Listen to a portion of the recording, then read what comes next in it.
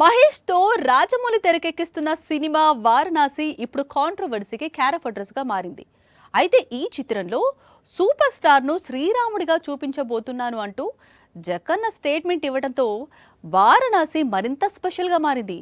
మైథాలజీలో super star ఎలా ఉండబోతున్నాడు అనే క్యూరియాసిటీని పెంచుతోంది. RRR climax లో ఏదైతే సీన్ వచ్చిందో ఈసారి అదే సీన్ లో మహేష్ బాబు కనిపించబోతున్నాడట. సినిమాలో కొన్ని నిమిషాలు శ్రీరాముడిగా కనిపిస్తాడట.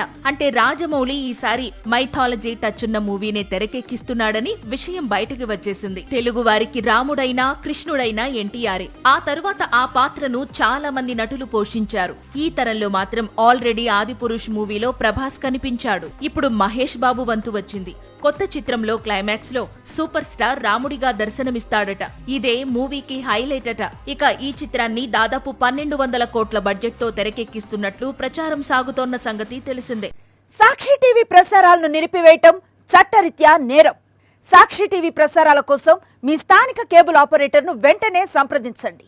DTH లో ఇంటర్నెట్ లో కూడా సాక్షి టీవీ ప్రసారాలను వీక్షించవచ్చు.